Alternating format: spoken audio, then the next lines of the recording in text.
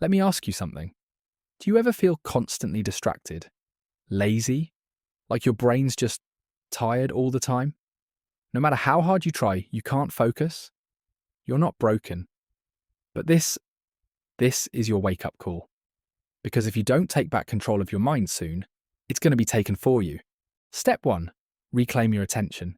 Your attention is currency. And right now, most of us are spending it like we've got unlimited credit.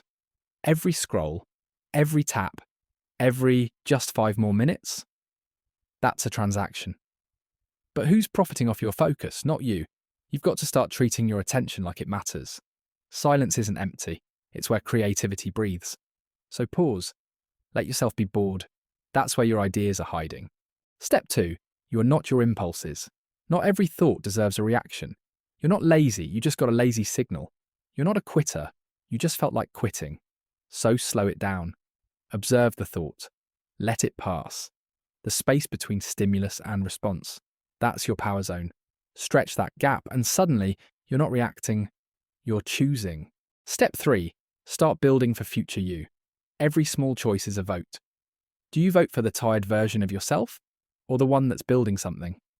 Pick structure over stimulation, studying over scrolling, stillness over noise.